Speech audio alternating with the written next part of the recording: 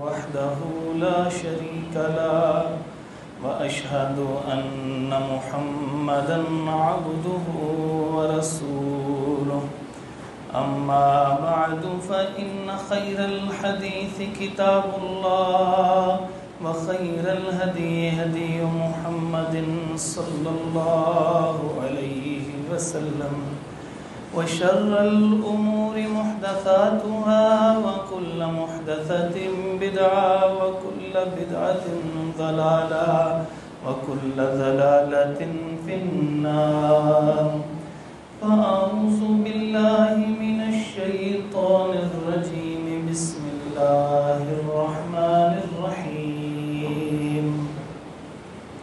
يا أيها الذين آمنوا اتقوا الله حق تقاته ولا تموتن إلا وأنتم مسلمون يا أيها الناس اتقوا ربكم الذي خلقكم من نفس واحدة وخلق منها زوجها وبث منهما رجالا كثيرا ونساء واتقوا الله الذي تساءلون به والأرحام إن الله كان عليكم رقيبا يا أيها الذين آمنوا اتقوا الله وقولوا قولا سديدا يصلح لكم أعمالكم ويغفر لكم ذنوبكم ومن يطع الله ورسوله فقد فاز فوزا عظيما اللهم صل على محمد وعلى آل محمد كما صليت على إبراهيم وعلى آل إبراهيم إنك حميد مجيد اللهم بارك على محمد وعلى آل محمد كما باركت على إبراهيم وعلى آل إبراهيم إنك حميد مجيد رب اشرح لي صدري رب اشرح لي صدري رب اشرح لي صدري ويسر لي أمري واحلل عقدة من لساني يفقه قولي اللهم تقبل منا صالح الأعمال وتجاوز عن سيئات أعمالنا اللهم طهر قلوبنا من النفاق وأعمالنا من الرياء وألسنتنا من الكذب وأعيننا من الخيانة فإنك تعلم خائنة الأعين وما تخفي الصدور اللهم إنا نسألك علما نافعا وعملا متقبلا ورزقا طيبا واسعا سهلا عاجلا حلالا مباركا وآتنا توفيق الإنفاق مما رزقتنا وشفاء من كل داء إلى أجل مسمى قال تبارك وتعالى في كلامه المجيد فأعوذ بالله من الشيطان الرجيم بسم الله الرحمن الرحيم لتجدن أشد الناس عداوة للذين آمنوا اليهود حضرات محترم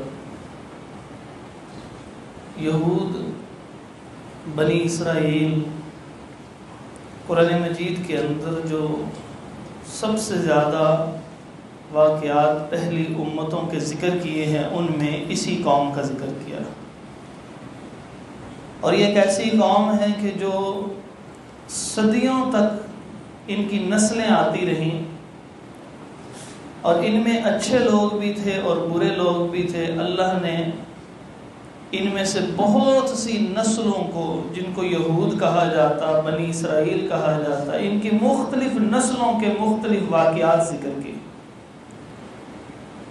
اور ایک تو وہ واقعات ہیں جو ہو چکے ہیں. ابراہیم علیہ السلام سے یہ چلے اور چلتے چلاتے جناب عیسیٰ علیہ السلام تک آئے. عیسیٰ علیہ السلام بھی ان میں آئے اور انہوں نے نبی ماننے سے انکار کر دیا اور اپنے خیال میں ان کو شہید بھی کر دیا. اور یہ قوم چلتی رہی. کبھی اپنے علاقے میں ان کو اللہ نے عروج دے دیا. جب نبی کی اطاعت کرتے اپنے وقت کے نبی کی، اللہ ان کو عروج دے دیتا. جب نافرمانی کرتے، بغاوت کر کے سرکشی کرتے، اللہ تبارک و تعالیٰ کی طرف سے ڈھیل ملتی، نبی آ کے سمجھاتے. لیکن جب یہ نبیوں کو بھی قتل کرتے اور سرکشی میں حد سے بڑھ چکے ہوتے تو اللہ تعالیٰ کی طرف سے عذاب مسلط ہو جاتا. اور کبھی انسانوں کا غلبہ ان کے اوپر مسلط کر دیا جاتا. اور پھر چلتے رہے کہ حتیٰ کہ رسول اللہ صلی اللہ علیہ وسلم آخری نبی کا ان کا تصور تھا کہ جب وہ آئیں گے تو پھر ہمیں دوبارہ عروج ملے گا. اور تصور یہ تھا ان کا کہ یہ ہم میں آئیں گے. اور جس وقت انہیں معلوم ہوا کہ ابراہیم علیہ السلام کے دوسرے بیٹے جو بڑے بیٹے تھے جناب اسماعیل علیہ السلام کے، جن کو حجاز میں آباد کیا تھا مکہ کی بستی کے اندر، ان کی نسل میں آخری نبی آ گئے ہیں تو انہوں نے ماننے سے انکار کر دیا. جو دعائیں مانگا کرتے تھے یا اللہ آخری نبی بھیج تب ہمیں بھی عروج ملے، کیونکہ ان کی امت کو عروج ملنا ہے. تو جب وہ ان میں سے نہ ہوئے تو تصور کیا کہ یہ نبی نہیں ہے، ہم مانتے ہی نہیں ہیں. جانتے تھے کہ یہ نبی ہیں. اللہ فرماتے ہیں یعرفونہم کما یعرفون ابناءہم. دو جگہوں کے اوپر. ایک جگہ مفسرین نے لکھا یہ قرآن کو ایسے پہچانتے تھے کہ جیسے بیٹوں کو پہچانتے ہیں. دوسری جگہ یہ رسول اللہ صلی اللہ علیہ وسلم کو اس انداز سے پہچانتے تھے. اتنی نشانیاں تبدیل شدہ کتابوں میں بھی آج بھی موجود تھیں اور حتیٰ کہ آج بھی موجود ہے. رسول اللہ صلی اللہ علیہ وسلم کا کہیں نام فارکلید ان کی کتاب میں آج بھی موجود ہے، کہیں نام محمد بھی موجود ہے صلی اللہ علیہ وسلم. حتیٰ کہ ان کی عبادت میں محمد کا لفظ بولتے ہیں. وہ اس سے کوئی اور مراد لینا شروع کر دیں وہ الگ بات ہے، مگر اللہ نے ان کی زبانوں پہ آج بھی جاری رکھا ہے کہ عقل کرتے ہوئے شاید کہ یہ واپس آ جائے اور محمد رسول اللہ صلی اللہ علیہ وسلم کو مان لیں. تو جس وقت یہ ان میں نہ ہوئے تو انہوں نے نبی ماننے سے انکار کر دیا. اور اللہ نے تو فیصلہ پہلی کتابوں میں بھی کر کے بھیجا تھا کہ وہ جب نبی آئیں گے تو غلبہ ہوگا ان کی امت کو. قرآن میں بھی ذکر کر دیا والذی ارسل رسولہ بالہدی ودین الحق لیظہرہ علی الدین کلہ، کہ اللہ تعالیٰ نے یہ جو رسول بھیجے تمام ادیان پہ غالب آ جائیں گے. الحمدللہ بن مانگے رب نے ہمیں اس نبی کا امتی بنا دیا. کتنا شکر ادا کرے اتنا ہی کم ہے. بس ہماری زبان سے تو الحمدللہ ہی نکل سکتا ہے. ہم اس قابل کہاں ہیں؟ اگر ہم اپنے اعمال دیکھیں تو ہم اس قابل کہاں ہیں؟ لیکن پھر بھی اتنا بڑا اعزاز ہمیں عطا کر دیا کہ ہم رسول اللہ صلی اللہ علیہ وسلم کے امتی ٹھہرے.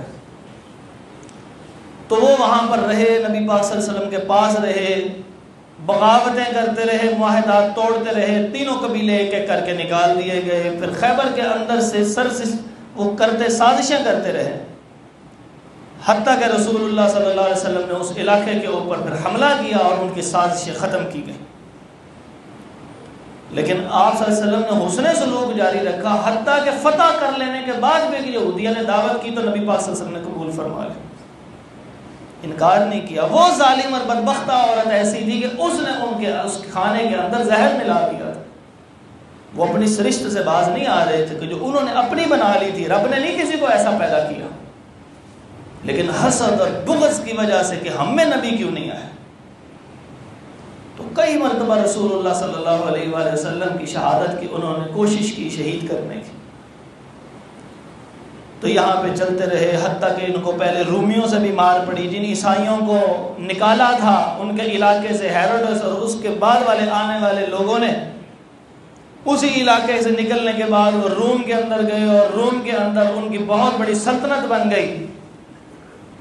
اور وہاں سے پھر انہوں نے حملہ کیا اور ان لوگوں کو وہاں سے نکال دیا بیت المقدس سے، اور پھر اب یہ بیت المقدس میں عیسائی آباد ہو گئے، حتیٰ کہ رسول اللہ صلی اللہ علیہ وسلم کے بعد حضرت عمر فاروق رضی اللہ عنہ کا زمانہ آیا، ابتدائی ایام کے اندر ہی اللہ تبارک و تعالیٰ نے عیسائیوں سے وہ چھنوا کے فتح عطا فرمائی اور بیت المقدس مسلمانوں کے پاس آ گیا، اور رسول اللہ صلی اللہ علیہ وسلم کے اس پیارے صحابی نے تعظیم کر کے دکھائی کہ یہ ہمارا قبلہ اول ہے، اس کی ایسے تعظیم کرتا ہے کہ جس جگہ میں نے عرض کیا تھا وہ کوڑا پھینکتے تھے اپنے قبا اور دامن کے درمیان سے، اس جگہ کو صاف کیا کہ ان کے ذہنوں کے اندر یہ کہیں خیال تھا، تاریخ میں آتا ہے کہ یہاں پر کہیں عیسیٰ علیہ السلام کو دفن کیا، حالانکہ ہمارا عقیدہ یہ ہے کہ رفعہ اللہ الیہ، وہ آسمانوں پہ۔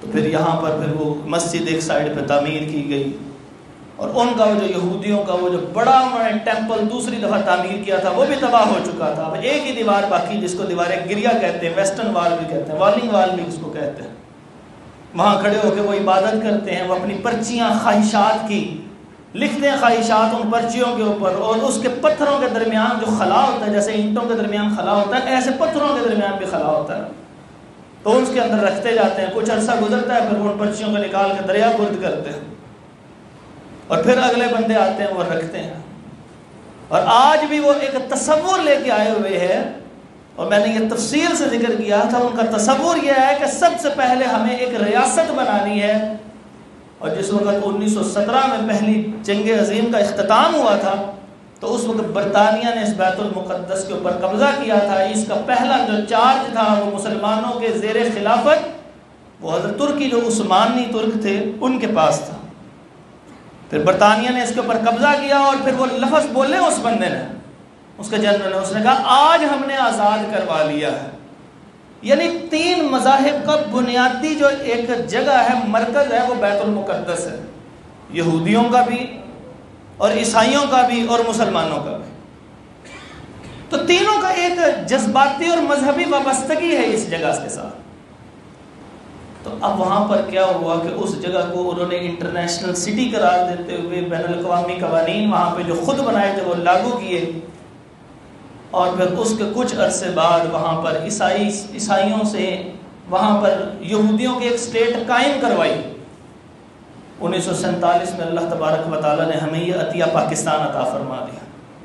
پاکستان کا مطلب کیا؟ لا الہ الا اللہ کی بنیاد پر لاکھوں بندوں نے اپنی شہادتیں اللہ کے سامنے پیش کی، اور یہ ایک ملک جو ہے وہ مذہب کے اسلام کے نام پہ وجود میں آیا۔ یہ برداشت نہیں ہوا ان یہودیوں کو، انہوں نے تیزی سے اور جگہ خریدی فلسطین میں، اور سائیڈوں کے اوپر وہ باؤنڈری وال لگا کے باہر لگا دیا کہ ہم اسرائیل ہمارا ملک ہے۔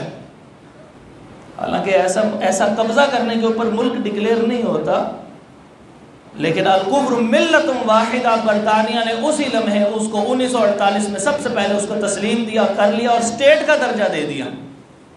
اس نے کہا آپ ایک ملک ہیں جناب، اور فلسطینیوں سے کہا کہ آپ یہاں پر ملک کی حیثیت نہیں رکھتے، یہ ہے اصل ملک پر۔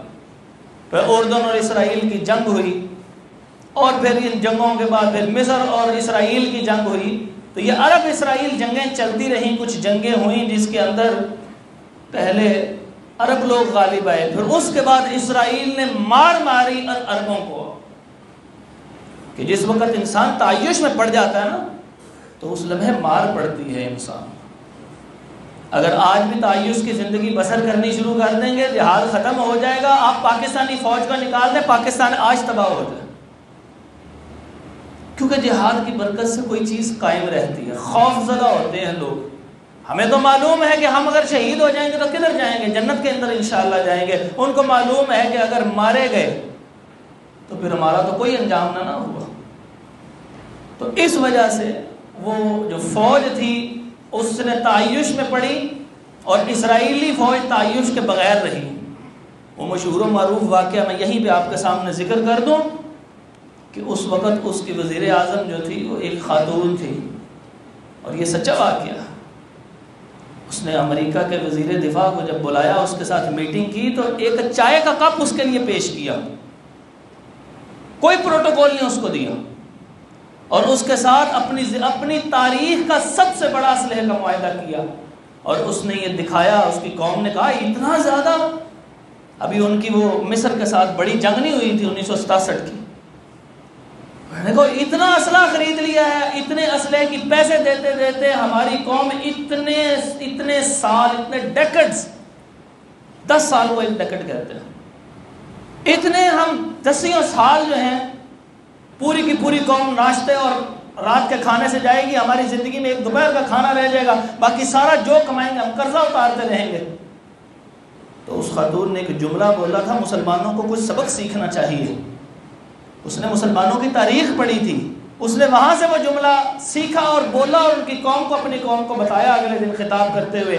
اس نے کہا جب قومیں جیتتی ہیں نا تو وہ پیٹ میں جائے چیزوں کو نہیں دیکھتے، وہ صرف فاتح قوم ہوتی ہیں۔ حضرت عمر رضی اللہ عنہ جس وقت بیت المقدس گئے تھے نا، تو اس وقت بیت المقدس میں جب حضرت عمر رضی اللہ عنہ وہاں پر گئے تو وہاں کے جو سپہ سالار تھے انہوں نے کیا کیا ہوا تھا، ایک بڑا ہی بہترین پوشاک پہنا ہوا۔ حضرت عمر رضی اللہ عنہ ناراض ہوئے کہ تم نے اتنا بہترین پوشاک پہنا، دنیا میں کھو گئے ہو، عشرہ مبشرہ میں سے ہیں اور پھر بھی دنیا میں کھو گئے ہیں۔ انہوں نے مسکراتے ہوئے وہ پوشاک کے نیچے دکھایا کہ جنگی لباس آج بھی پہنا ہوا ہے۔ اللہ اکبر۔ اور جنہوں نے شہادتوں کو اپنے سینوں کے ساتھ لگانا ہوتا ہے پھر اللہ عروج انہیں دیتا ہے، اور مسلمانوں کو دکھایا کہ اگر کافر رب کے دشمن بھی جس وقت بے جگری سے لڑیں گے تو پھر اس کے نتائج دنیا میں ان کو ملیں گے، آخرت میں کچھ نہیں ملے گا، لیکن دنیا میں نتائج مل جاتے ہیں۔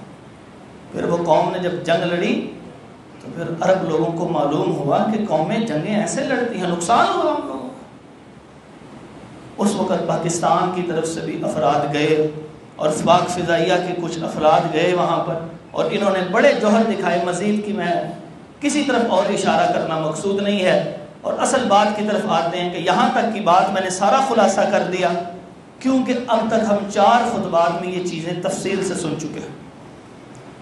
اس کے بعد پوری دنیا کے اوپر ایک نظام قائم کرنے کے لیے جب ویتنام کی جنگ ہوئی تو اس وقت 91 کی دہائی کے اندر، یعنی 91 سے لے کے 2000 تک، وہ جو امریکہ کا وہ جو خطاب ہے جو پہلے بش کا تھا کہ ہم ایک نیو ورلڈ آرڈر دینا چاہتے ہیں، پوری دنیا میں ایک حکم چلے گا، روس کو ختم کر دیا گیا، اب صرف ایک حکم چلے گا اور وہ ہمارا ہوگا۔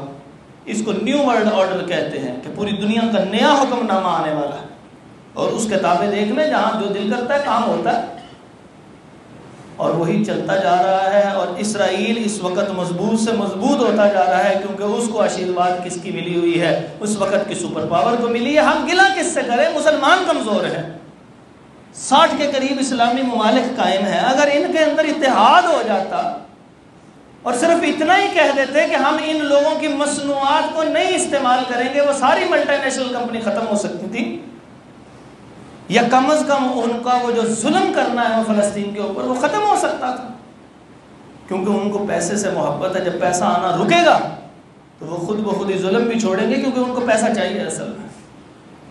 اور ان کا جو مذہبی طبقہ ہے، یعنی یہودیوں کے اندر بھی 2 طبقے ہیں، جیسے مسلمانوں میں 2 طبقے ہیں نا، ایک مذہبی طبقہ اور ایک غیر مذہبی طبقہ ہے، وہ مسلمان اور جذباتی بھی بہت زیادہ ہیں، لیکن جب عمل کی باری آتی تو بہت دور ہوتے ہیں۔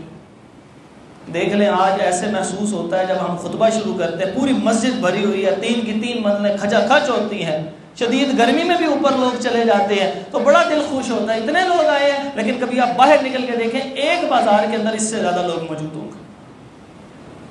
اس کا مطلب جو مذہبی طبقہ ہے، آپ لوگ ہیں بہت تھوڑے رہ چکے ہیں۔ ایسے یہودیوں کے اندر بھی 2 طبقے ہیں، ان میں مذہبی طبقہ ان کے غیر مذہبی طبقے سے زیادہ ہے، اور مسلمانوں کا مذہبی طبقہ آٹے پہ نمک کے برابر ہے، اور وہاں پہ مذہبی طبقہ غالب ہے۔ اس لیے کیونکہ ان کے تصور میں یہ بات موجود ہے کہ ہم عروج اس وقت اب حاصل کریں گے، آخری نبی کو تو مانا نہیں، تو انہوں نے کہا عروج اس وقت ہوگا کہ ہم میں ایک بادشاہ آئے گا۔ تصور سنیے گا، ہم میں ایک بادشاہ آئے گا، وہ بادشاہ نئے سرے سے اس ٹیمپل کو تعمیر کرے گا، ہیکل کو تعمیر کرے گا، یعنی ان کے قبلے کو تعمیر کرے گا، اور اس پورے علاقے کے اوپر جب ہم اس کھدائی کریں گے، اس کی تعمیرات کریں گے، پھر وہ ڈھونڈ کر لے کے آئے گا تابوت سکینہ، جس تابوت کے اندر باقیات موجود ہیں۔ جناب موسیٰ علیہ السلام کا عصا موجود ہے اور باقی انبیاء کی باقیات، جس کا میں نے آپ کو واقعہ سنایا بھی تھا پہلے دوسرے اس کی قسط کے اندر یہود کی تاریخ میں۔ تو وہ جب آ جائے گا اور پھر جب ہم وہاں سے نکلیں گے اس بادشاہ کے پیچھے لگ کے، تو ایک طرف سے دنیا میں وہ چکر لگانا شروع کرے گا، اور جس جگہ جاتا جائے گا اس کو فتوحات ملتی جائیں گی، کیونکہ ان کے بقول اس وقت تابوت سکینہ اس کے ساتھ ہوگا۔ تو یہ ہے ان کا وہ تصور، تو یہ ان کا تصور ہے کہ پوری دنیا میں وہ ایسے چکر لگائے گا ان کا بادشاہ تابوت سکینہ کو لے کے، اور پوری دنیا پہ وہ غالب آ جائے گا۔ اس طرح پوری دنیا میں یہودی غالب آ جائیں گے۔ اب آپ کو سمجھ آ گئی ہوگی یہ سارا تصور۔ اب آئے اسلام اس کے بارے میں کیا کہتا ہے، رسول اللہ صلی اللہ علیہ وسلم کیا فرماتا ہے، تو اس کا خلاصہ آپ کے سامنے ذکر کرتا ہوں۔ نبی پاک صلی اللہ علیہ وآلہ وسلم نے یہ کہتے ہیں ہمیں وہ بادشاہ آئے گا پوری دنیا میں چکر لگائے گا، اور اس چکر لگانے کو سیاحت کہتے ہیں۔ جیسے سیر و سیاحت کرنے نکلتے ہیں تو ایک علاقے سے دوسرے سے تیسرے وہ سیر سور کر کے سفر کر کے واپس آ جاتے ہیں، تو اس سفر کرنے والے کو مسیح کہتے ہیں۔ تو ان کے ہاں وہ مسیح، وہ ملک ہے، وہ بادشاہ ہے کہ جب وہ آئے گا یہودیوں کے نزدیک، مسلمانوں کے نزدیک نہیں، کہ وہ مسیح ہوگا یعنی چکر لگائے گا پوری دنیا کے اندر اور یہودی غالب ہوں گے، اور اس کے ساتھ کیا ہوگا، وہ تابوت سکینہ ہوگا، اور اس تابوت میں کیا ہوگا، موسیٰ علیہ السلام کا عصا ہوگا اور کچھ باقیات پیغمبروں کی چیزیں موجود ہوں گی۔ جبکہ محمد رسول اللہ صلی اللہ علیہ وسلم نے اپنی احادیث میں، اپنے فرامین میں جو بتایا وہ ہوگا مسیح۔ مسیح کیا مطلب، سفر کرے گا پوری دنیا کے اندر، لیکن وہ ہوگا کیا، وہ جھوٹا اور فریب کار ہوگا، اور وہ ایک آزمائش ہوگا ایمان والوں کے لیے۔ اور ایک جھوٹ بولنے والے کو دجل کہتے ہیں، جھوٹ کو اور فریب کو، اور جو کثرت سے جھوٹ بولے اور چھوٹے نہ کرے، بڑے بڑے جھوٹ بولے، رب کے اوپر بھی جھوٹ بولنا شروع کر دے، نبیوں میں بھی جھوٹ بولے، اس کو دجال کہتے ہیں۔ نبی پاک صلی اللہ علیہ وسلم نے ارشاد فرمایا کہ میری امت میں 30 بڑے دجال پیدا ہوں گے، کلہم یزعم انہ نبی اللہ، ہر ایک یہ گمان کرے گا وہ اللہ کا نبی ہے، اس کی طرف وہی آتی ہے، لیکن نبی صلی اللہ علیہ وسلم فرماتے ہیں سارے کے سارے جھوٹے۔ انہی میں ایک مرزا قادیانی بھی گزرا، ایک تاریخ لکھنے والے کی کتاب میری نظر سے گزری، اس میں تفصیل سے اس نے رسول اللہ صلی اللہ علیہ وسلم کے زمانے سے لے کے وہ دجالوں کا، ان جھوٹے نبیوں کا تذکرہ کیا، چھوٹے چھوٹے نہیں بڑے بڑے کا، تو اس نے گنوائے ہیں 22واں یہ مرزا غلام احمد قادیانی گنوایا۔ تو اگر یہ اس کی تحقیق درست ہوئی تو ابھی پھر کوئی نہ کوئی ایسا بھی فتنہ باقی ہوگا، کیونکہ نبی صلی اللہ علیہ وسلم نے عدد 30 کا بتایا، اور فرمایا ان میں سے جو آخری ہوگا نا وہ مسیح دجال ہوگا۔ اور دوسری حدیث میں آتا ہے ہر نبی نے اپنی امت کو اس سے آگاہ کیا ہے۔ اس سے معلوم یہ ہوا کہ اس کی عمر جو ہے وہ نوح علیہ السلام کے زمانے سے چلی آ رہی ہوگی، کیونکہ صحیح بخاری میں جو اول الرسل ہیں وہ نوح علیہ السلام۔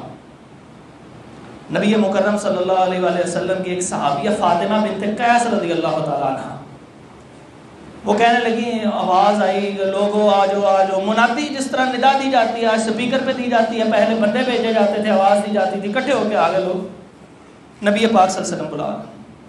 جب نبی صلی اللہ علیہ وسلم بلائیں تو دنیا کا کام کہاں ہوتا ہے، تو رسول اللہ صلی اللہ علیہ وسلم کی بات سنی جاتی ہے۔ ہم کیا کرتے ہیں، ہم بھی پہنچ جاتے ہیں۔ وہ تو صحابہ تھے جن کے متعلق نبی صلی اللہ علیہ وسلم نے ارشاد فرمایا، تمام انسانوں کے دلوں کو اللہ نے دیکھا، جو سب سے بہترین دل تھے وہ میرے صحابہ بنا تھے۔ اللہ اکبر۔ اس کا مطلب ہم کسی قابل نہیں تھے، اگر قابل ہوتے تو اس زمانے میں پیدا ہو چکے ہوتے۔ تو اس لیے صحابہ پہ زبان درازی کرنا منع ہے، ہم اس قابل ہی نہیں ہیں، وہ تو بہت عظیم لوگ تھے۔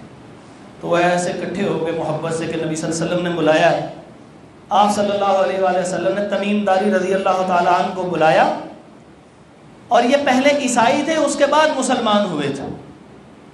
تو آپ صلی اللہ علیہ وسلم نے ان کو کہا یہاں پر آئیں، ان لوگوں کو کچھ بتائیں کہ آپ نے کیا دیکھا ہے۔ لوگوں نے کہا لوگوں سنو کہ یہ کیا کہہ رہے ہیں، یہ اس بات کی تصدیق کر رہے ہیں جو میں تمہیں بتایا کرتا تھا۔ وہ کون سی بات، وہ مسیح الدجال۔ مسیح کا کیا معنی ہے، پوری دنیا پہ چکر لگانے والا۔ اور نبی پاک صلی اللہ علیہ وسلم نے ارشاد فرمایا وہ 40 دن میں چکر لگائے گا، اور اس کا جو پہلا دن ہوگا وہ 1 سال کے تمہارے 1 سال کے برابر ہوگا۔ اب 1 سال میں 350 سے کچھ زائد دن ہوتے ہیں۔ اچھا صحابہ نے یہ بات سنی نا تو انہوں نے یہ نہیں کہا کہ ایسا ہو نہیں سکتا، صحابہ نے پہلا سوال یہ کیا اللہ کے نبی صلی اللہ علیہ وسلم نماز پھر کیسے پڑھیں گے، نماز سے محبت کا اندازہ لگائیے۔ ہم تو کہتے ٹھیک ہے پورے سال میں 5 نمازیں ہوں گی، خیر ہے گزارا چل گیا۔ آپ صلی اللہ علیہ وسلم نے ارشاد فرمایا نہیں، اس وقت تم اندازے سے نماز پڑھو گے۔ اس سے یہ بھی معلوم ہوا کہ ایسے علاقے کہ جن علاقوں کے اندر 6 مہینے دن اور 6 مہینے رات رہتی ہے، تو لوگ کہتے ہیں تمہاری شریعت تو کہتی ہے سارا کچھ اس میں موجود ہے، وہاں نمازیں کیا آپ صرف 10 نمازیں پڑھیں گے سال کی؟ تو نبی پاک صلی اللہ علیہ وسلم کی یہ حدیث بتا رہی ہے نہیں 10 نہیں پڑھیں گے، اندازے سے وہ بھی اسی طرح اسی ترتیب پہ پڑھتے چلے جائیں گے۔ تو اتنی کامل شریعت اللہ نے ہمیں عطا فرمائی۔ تو وہ پہلا دن 1 سال کے برابر، اگلا دن 1 ماہ کے برابر، اس سے اگلا دن جو ہے وہ 1 ہفتے یعنی 7 دنوں کے برابر، اور باقی 37 دن عام دنوں کے برابر ہوں گے۔ تو یہ 1 سال 2 مہینے اور 14-15 دن بنتے ہیں تقریباً، یعنی 1 سال 2.5 ماہ کا عرصہ بنتا ہے وہ پوری دنیا میں۔ یوں سمجھ لیں کہ آپ 14-15 مہینے کے عرصے میں پوری دنیا میں گھومے گا، لیکن وہ دنوں کی گنتی اس وقت صرف 40 ہی ہوگی۔ تو وہ نبی پاک صلی اللہ علیہ وسلم فرمایا ان سے پوچھے کیا ہوا ہے؟ کہنے لگے جی میں جس وقت اس سے پہلے کے وقت میں جس وقت ابھی مسلمان نہیں، کہتے ہیں میں ایک سفر پہ نکلا، 30 کے قریب ہم افراد تھے، کشتی پہ سوار تھے، گئے کشتی ڈولے کھائی، ہمیں معلوم نہیں رہا کہ کس سمت جانا ہے۔ تو وہ لڑکتی کشتی جو ہے وہ ایک ساحل کے ساتھ جا لگی، اور ہم وہاں پہ اترے۔ اب دیکھ رہے ہیں نا یہاں کھانے کو ہے نہ ہمیں پتہ ہم نے واپس کیسے جانا، کیا بنے گا ہمارا؟ اب تصور کریں اگر انسان ایسے پھنس جائے تو کیا بنے گا؟ کہتے ہیں وہ اسی پریشانی میں تھے، کچھ دیر بعد ایک بالوں سے بھری ہوئی مخلوق ہمارے قریب آئی۔ لگے کہ یہ انسان تو ہے، اتنا نہ پتہ لگ سکے کہ یہ اس کا منہ کس رخ ہے، اتنے بال تھے اس کے اوپر، یعنی بال ہی بال۔ کہنے لگے تم کون ہو؟ اس نے کہا میں جساسہ ہوں، جاسوس ہوں۔ کہا کس کی جاسوس؟ کہا چلو تمہیں بلا رہا ہے بلانے والا۔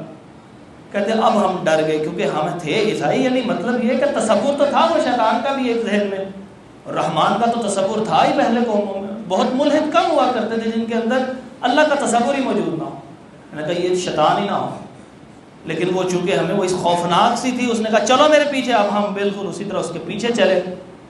جو وہ کچھ دور لے جا کے اس نے دکھایا ایک بڑا طویل القامت آدمی جو ہے وہ بندھا ہوا ہے، جس کی 2 آنکھیں، ہمارے ہاں 1 آنکھ مشہور ہے دجال کی، آنکھیں 2 ہیں لیکن 1 آنکھ ابلی ہوئی ہے، جیسے انگور ہوتا ہے نا سرخ انگور، اس انداز سے حدیث میں آتا ہے کہ سرخ انگور کی طرح کی 1 آنکھ تھی، اور 1 آنکھ وہ سرخ انگور کی طرف، اور دوسری حدیث میں آتا ہے یہ ناخن ہوتا ہے نا آپ کا سامنے، اب یہ ناخن اگر کہیں پورے کا پورا اچانک اتر جائے تو اس ناخن اترنے کے بعد نیا ناخن نہیں آئے گا کیونکہ جڑ سے اتر گیا، تو اس کے اوپر ایک موٹا ماس آ جاتا ہے۔ تو نبی پاک صلی اللہ علیہ وسلم نے علیہ ظفرہ فرمایا اس انداز سے کہ اس کے اوپر ایک موٹا سا، جیسے وہ ناخن کی جگہ موٹی سی چیز آ جاتی ہے نا، لیئر آ جاتی ہے، تو ایسے ابلی ہوئی باہر نکلی ہوئی آنکھ کے اوپر اس طرح ایک لیئر آئی ہوئی تھی۔ 1 آنکھ سلامت تھی اور 1 آنکھ کی یہ حالت ہوئی ہوئی تھی، اور پیروں سے اور ان گھٹنوں سے وہ بندھا ہوا تھا، اور اس کے ہاتھ ایسے گردن کے ساتھ بندھے ہوئے تھے۔ تو اس کو دیکھا نا جس وقت ہم نے، تو ہم گھبرا گئے کہ یہ کیا چیز ہے۔ اس نے کہا مجھے یہ بتاؤ کہ یہ میرے سوالات ہیں، وہ فلاں جو ہے کھجوروں کا درخت، وہ تفصیلات کا اس وقت نہیں ہے، وہ فلسطین کا ایک علاقے کی طرف۔ انہوں نے کہا وہ کھجوروں کے درخت پہ لگتا ہے پھل، کھجوریں لگتی ہیں؟ ہم نے کہا لگتی ہیں۔ وہ کہنے لگا ان قریب ختم ہونے والی ہے، پھر نہیں اس کے اوپر کھجوریں لگا کریں گے۔ کہا وہ طبرستان کی جھیل ہے، اس میں پانی ہے؟ ہم میں سے جو جانتے تھے اس جگہ کا سفر کیا، کہنے لگے ہے۔ کہا وہ جو ایک کنواں ہے اس میں پانی ہے؟ ہم نے کہا اتنا پانی ہے اس کنویں کے اندر کہ لوگ اپنی فصلیں سیراب کرتے ہیں۔ وہ کہنے لگا اچھا یہ بتاؤ کہ عرب کے اندر کسی نبی نے کسی بندے نے نبوت کا دعویٰ کیا ہے؟ تو ابھی ہمیں تو معلوم تو تھا، ہم پہ ہمارے طرف یہ خبریں آتی تھی، علاقہ تو ہمارا یہی تھا۔ تو ہم نے کہا ہاں، ایک نبی نے نبوت کا دعویٰ کیا ہے، وہ مکہ کی بستی کے اندر آئے اور اس کے بعد وہ مدینہ کے اندر ہجرت کر چکے ہیں، کھجوروں کے بستی کے اندر۔ وہ کہنے لگا لوگوں نے کیا ان کی بات ماننی ہے؟ تو وہ کہنے لگے کہ ہاں، لوگ ان کی جوک در جوک بات مان رہے ہیں۔ اس نے آگے سے کہا کہ یہ لوگوں کے حق میں بہتر ہے کہ ان کی بات مان لیں۔ اس سے معلوم ہوا کہ یہ اللہ تعالیٰ کی طرف سے آزمائش ہے کہ جو اس کی زبان سے خود نکل رہا ہے یہ وہی دجال ہے، اور اس سے یہ معلوم ہوا کہ موجود ہے۔ اور پہلی حدیث بھی آپ کے سامنے ذکر کر دی میں نے کہ اس کی موجودگی کی دلیل یہ ہے زندہ ہونے کی کہ تمام نبیوں نے ڈرایا ہے، اس کا مطلب وہ اس وقت سے موجود ہے۔ اس کے بعد وہ کہنے لگا ان قریب جو ہے مجھے آزاد کر دیا جائے گا، کیونکہ یہ نشانیاں پوری ہو رہی ہیں، یعنی جو بڑی نشانی ہے رسول اللہ صلی اللہ علیہ وسلم کا آنا وہ پورا ہو گیا ہے۔ اس کا مطلب آخری نبی آئے گا، پھر اس کے بعد یہ حالات ہوں گے تو پھر مجھے آزاد کیا جائے گا۔ اور جب وہ آزاد کیا جائے گا تو کہنے لگا میں 40 ایام میں دنیا کا چکر لگاؤں گا، لیکن وہ جو نبی وہ مکہ اور مدینہ میں تھے جہاں پہ وہ رہے اور پھر ہجرت کر کے جس علاقے میں گئے اس علاقے میں مجھے داخل نہیں ہونے دیا جائے گا۔ یہ ہے مکہ اور مدینہ کی شان۔ ایسے ہی نبی صلی اللہ علیہ وسلم نے ارشاد فرمایا تھا کہ تم میں سے جو بندہ کوشش کرے ہو سکتا ہو تو وہ مدینے میں جا کے موت آئے اس کو، یعنی ایسا مدینے سے محبت لازم پکڑو تم کہ کثرت سے وہاں رہو کہ جب موت کا وقت بھی آئے تو تم وہاں پر موجود ہو۔ یہ صحیح بخاری کے اندر موجود ہے۔ تو یہ اس نے کہا کہ اس انداز سے میں اندر داخل نہیں ہو سکوں گا۔ تو اب میں مزید اختصار کر رہا ہوں کیونکہ آج ہم نے اس مجلس کو ختم کرنا۔ فرمایا کہ وہ جس وقت نکلے گا نا نبی صلی اللہ علیہ وسلم نے، اب یہاں تک تو وہ بات سنا دی نبی صلی اللہ علیہ وسلم نے، فرمایا یہ وہی بات ہے جو میں تمہیں بتاتا تھا، میری بات کی تصدیق ہو چکی ہے اس وقت۔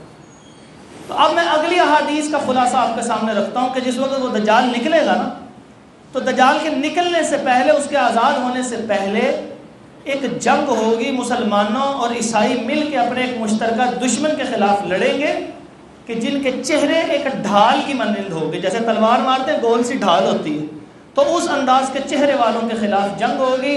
جب وہ جنگ جیت جائیں گے تو وہ ایک سلیب پکڑ کے ایک عیسائی کہے گا، کیونکہ عیسائیوں اور مسلمانوں نے اکٹھے جنگ لڑی ہوگی، وہ کہے گا سلیب کی فتح ہوئی، مسلمان کو غضب آئے گا کہ تم شرک کرنے والے، تمہارے کہنے پہ کیا فتح ہوئی، رب اکیلے تنہا نے فتح دی تھی ہمیں۔ تو مسلمانوں اور عیسائیوں کی جنگ شروع ہو جائے گی۔ اب وہ جنگ کی کیفیت یہ ہوگی کہ جنگ کے لیے سارے حالات بن چکے ہوں گے، اور شام کے علاقہ، اور شام میں نے آپ کو 3 ممالک بتائے تھے، اردن جو آج کا شام ہے اور فلسطین کا علاقہ، یہ سارے کا سارا شام کہلاتا ہے۔ یہاں پر فوجیں آ چکی ہوں گی۔ نبی پاک صلی اللہ علیہ وسلم نے فرمایا کہ میرے خاندان کا ایک آدمی جس کا نام میرے نام پر ہوگا، جس کے باپ کا نام میرے باپ کے نام پہ ہوگا، جس کی ماں کا نام میری ماں کے نام پہ ہوگا، یعنی عبداللہ اور آمنہ کے ہاں ایک بچہ پیدا ہوگا وہ میری نسل سے، جس کا نام وہ لوگ محمد رکھیں گے۔ یہ وہ شخص ہوں گے جنہیں امام مہدی کہا جاتا ہے، اور ایک ہی رات کے اندر اللہ تبارک و تعالیٰ لوگوں کا رجحان ان کی طرف کریں گے اور لوگ ان کے ہاتھ پہ بیعت کر لیں گے، اور جو ان کے خلاف نکلنے والا لشکر ہوگا وہ دھنس کے ختم ہو جائے گا، اور لوگ کثرت سے آئیں گے، علماء ان کی نشانی دے کے کہیں گے ہاں یہ وہی مہدی۔ لیکن ابھی یہ ہونے والا ہے واقعہ، یہ ابھی نہیں ہے، اس سے پہلے جنگیں ہونی ہے۔ یہ جو 1985 کے قریب کا یہ جو واقعہ ہوا تھا نا 80 کی دہائی میں، ایک آدمی نے وہ ریاض سے چلا اور اس نے حرم پاک کے اندر مہدی ہونے کا دعویٰ کر دیا، اور یہ سارا واقعہ پیش آیا، کوئی بزرگ جانتے ہوں گے، کوئی تاریخ سمجھنے والے، کہ اس پورے حصے کے اوپر انہوں نے قبضہ کر لیا تھا۔ وہ مہدی اس لیے نہیں تھا کہ اس وقت کے تمام علماء نے متفقہ طور پہ کہا تھا یہ مہدی نہیں، ابھی تو نشانیاں پوری نہیں ہوئیں، تو اس لیے نبی صلی اللہ علیہ وسلم نے بھی ارشاد فرمایا کہ علماء اس کو پہچان لیں گے۔ اس کا مطلب علماء کی قدر و منزلت ہے کہ وہ جو احادیث کے اندر نشانیاں اس کے مطابق اس کو پہچان لیں گے۔ اور بہرحال مختصراً یہ کہ وہ مسلمانوں کے لیے یہاں سے مدینے کے علاقے سے کچھ افراد لے کے اس جنگ کے اندر شرکت کریں گے، اور فرمایا نبی صلی اللہ علیہ وسلم نے کہ وہ مدینے کے بہترین لشکروں میں سے وہ لشکر ہوگا جو وہاں جائے گا۔ تو اب وہاں پر وہ شام کے اندر اس کے ساتھ دجال کے ساتھ وہ بھی پوری دنیا میں چکر لگا کے فارغ ہو چکا ہوگا، اور اس کے ساتھ وہ جنت اور جہنم ہوگی، یعنی ایک باغ ہوگا۔ فرمایا جو اس کو پائے اس کی طرف جانے کی کوشش نہ کرے، جی میں بہت ایمان والا ہوں، قطعاً جانے کی کوشش نہ کرے، جو اس کی طرف جائے گا اس فتنے کا شکار ہو جائے گا اور شرک کر بیٹھے گا۔ فرمایا ایک بندے کے قریب جائے گا، وہ کہے گا مانتے ہو کہ نہیں مجھے مانتے؟ وہ کہے گا میں نہیں مانتا، تو کافر ہے، کیونکہ مومن کو نظر آئے گا کافر ہے اس کے ماتھے پہ لکھا ہو۔ وہ کہے گا اچھا، اشارہ کرے گا، ایک قبر پھٹے گی، اس میں سے یعنی 2 قبریں پھٹیں گی، ایک مرد اور ایک عورت باہر نکلیں گے، اور وہ اس کے ماں اور باپ کی شکل کے ہوں گے۔ وہ کہیں گے دیکھو میں نے تیرے ماں باپ کو زندہ کر دیا، اور وہ دونوں کہیں گے مان لیں یہی رب ہے، استغفر اللہ۔ تو نبی صلی اللہ علیہ وسلم نے ارشاد فرمایا جان لو یہ دجال کانا ہوگا، اعور، ایک آنکھ والا ہوگا، یعنی ایک آنکھ سلامت ہوگی دوسری خراب، ایک آنکھ سلامت ہوگی، ہیں دونوں کی دونوں۔ آپ دیکھیں مختلف شکلیں جو بنائی ہوئی ہیں، ایک تصوراتی نیٹ کے اوپر ملتی ہے، اس کی ہے ہی ایک آنکھ۔ آپ اس سے اس کا جھوٹا ہونے کا اندازہ لگائے کہ ہمارے یہ جو محققین نیٹ کے اوپر بیٹھ کے یہ سب باتیں گھڑتے ہیں، ان کے جھوٹا ہونے کی کتنی بڑی علامت ہے۔ نبی صلی اللہ علیہ وسلم نے خراب آنکھ کی علامتیں بتائی ہیں، انہوں نے آنکھ ہی ایک رکھی ہوئی ہے۔ کتنی کو ان کو سمجھ اور اسلام کے اوپر وہ بات کر رہے ہیں کہ یہ اسلام ہے، حالانکہ ان کو اسلام کے بارے میں کچھ بھی نہیں پتا ہوتا۔ تو اس کو صحیح اسلام کو سیکھنے کی ضرورت ہے۔ تو اس طرح اس کے ساتھ جنت و جہنم ہوگی۔ فرمایا جو جہنم کو پائے وہ اس کے اندر داخل ہو جائے، اس کا کلمہ نہ پڑھے، اس کو رب نہ مانے، کیونکہ جو اس میں داخل ہوگا وہ اصل میں رب کی جنت میں داخل ہو جائے گا، اور جو اس کے باغات میں داخل ہو گیا دراصل وہ اللہ کی جہنم میں گر جائے گا۔ اللہ تعالی ہمیں محفوظ فرمائے۔ اس کے بعد وہ بہرحال ہوتے ہوتے مدینے آئے گا، مدینے میں ایک زلزلہ آئے گا، کچھ لوگ باہر گر جائیں گے۔ فرمایا ہر منافق باہر گر جائے گا، 3 زلزلے آئیں گے، اور مدینے کے 7 دروازے ہوں گے، ہر دروازے کے اوپر 2 جو ہے وہ فرشتے کھڑے ہوں گے، اور ان میں سے ایک صرف مسلمان کی آپ صلی اللہ علیہ وسلم نے تعریف کی کہ وہ خود جائے گا کہنے کے لیے دیکھوں تو صحیح کون آیا، ورنہ ہر بندے کو منع کیا۔ وہ جب وہ باہر جائے گا مدینے سے نکل کے، تو دجال اپنے لشکر کے ساتھ کھڑا ہوگا، وہ کہے گا مجھے خدا مانو، وہ کہے گا نہیں تیری آنکھوں کے درمیان نظر آ رہا لکھا ہوا کافر، تو ہے ہی وہ دجال جس کی خبر نبی صلی اللہ علیہ وسلم نے دی ہے۔ وہ اس کو پکڑے گا اور اس کو ذبح کر دے گا، آرا پھیر کے 2 حصے تقسیم کرے گا، یہاں سے وہاں جا کے واپس آئے گا، جوڑے گا، اس کو کہے گا اب مانتے؟ وہ کہے گا مجھے اب اور یقین آ گیا، میرے نبی نے سچ کہا تھا، تو ہی دجال ہے۔ فرمایا وہ اس کو پھر باقاعدہ طور پہ شہید کر دیے گا۔ فرمایا یہ میری امت کا سب سے بڑا شہید ہوگا۔ اللہ اکبر کبیرہ۔ اس کے بعد وہ دجال بہرحال جاتے اس جگہ پہ جائے گا، امام مہدی کا لشکر آئے گا۔ اسی اثناء میں حضرت عیسیٰ علیہ السلام نبی صلی اللہ علیہ وسلم نے ارشاد فرمایا فرشتوں کے کندھوں پہ ہاتھ رکھتے ہوئے اللہ آسمانوں سے ان کو نیچے اتار دے گا، اور وہ ان کے بالوں سے ایسے قطرے گر رہے ہوں گے جیسے ابھی کوئی بندہ غسل کر کے اور پانی ٹپک رہا ہو، تو یہ کیفیت ہوگی۔ وہ آئیں گے، فجر کی نماز کا وقت ہوگا، اور وہ کہیں گے کہ آپ نماز پڑھائیں، اور امام مہدی کہیں گے تو آپ عیسیٰ علیہ السلام ارشاد فرمائیں گے امامکم منکم، تم میں سے امام ہوگا، نبی کی امتی ہو، آپ میں سے امام ہوگا۔ عیسیٰ علیہ السلام پیچھے نماز پڑھیں گے، امام مہدی آگے نماز پڑھائیں گے۔ یہ ہے اس امت کی فضیلت۔ اس نماز کے بعد وہ کمانڈ عیسیٰ علیہ السلام کے پاس آ جائے گی، اور اس کے بعد عیسیٰ علیہ السلام کی کمانڈ میں سب مسلمان جہاد کریں گے اس دجال اور اس کے لشکر کے خلاف۔ اور پھر اس کے جب نبی صلی اللہ علیہ وسلم نے فرمایا کہ وہ کسی پتھر کے، شجر و حجر کے پیچھے، کسی درخت کے پیچھے چھپیں گے، تو اللہ تعالیٰ اس درخت کو اور اس پتھر کو آواز دے دے گا، بولنے کی صلاحیت دے گا، اور وہ کہے گا ہارا یہودی، میرے پیچھے یہودی چھپا ہوا ہے، ادھر آ، اس کو قتل کر، اس بندے سے زمین کو پاک کیا جائے۔ اور مسلمان جائیں گے، اس چھپے ہوئے یہودی کو بھی ماریں گے، دجال آگے آگے بھاگے گا، اور فلسطین کے اس علاقے جس کو لد کہا جاتا ہے اس مقام پہ پہنچیں گے، تو عیسیٰ علیہ السلام اپنا حربہ نکالیں گے اور اس کو مارنے لگیں گے، اور وہ لگنے سے پہلے ہی فرمایا نبی صلی اللہ علیہ وسلم نے وہ ایسے ختم ہوگا، پگھل جائے گا جیسے آپ نمک کا نرم ڈھیلا، سخت نہیں، جو پسا ہوا نمک کا تھوڑا سا ڈھیلا ہو جاتا ہے نا جیسے برسات میں، تو ایسے نمک کو آپ پانی میں ڈالیں اور وہ اس کے اندر گھل کے 1 سیکنڈ میں ختم ہو جاتا ہے، وہ ایسے ہی حربہ لگنے سے پہلے ہی ایسے گھل کے ختم ہو جائے گا، اور یہ دجال کا اینڈ ہوگا، دنیا سے یہودیت بھی ختم ہو چکی ہوگی۔ یہ تھی یہودیوں کی وہ تاریخ جو میں نے آپ کے سامنے شروع سے لے کے اب تک رکھی ہے، اختصار کے ساتھ، اس کے سمجھنے کے ساتھ کتنی ہی قرآن مجید کی آیات اور رسول اللہ صلی اللہ علیہ وسلم کی احادیث اور مسلمانوں کے عقائد اور ہمارے لیے عبرتیں اور نصیحتیں تھیں۔ اللہ تبارک و تعالی آپ کے اس تحمل سے اس دین کو سمجھنے کے لیے اللہ تعالیٰ نے جو آپ کو تحمل دیا مزید عطا فرمائے، اور آپ سے، آپ کی نسلوں سے دین کا کام لے، ہمیں پکا سچا مسلمان بنائے، آیات اور احادیث پر ایمان لانے والا بنائے۔ اقول قولی ھذا استغفر اللہ لی ولکم ولجمیع المسلمین۔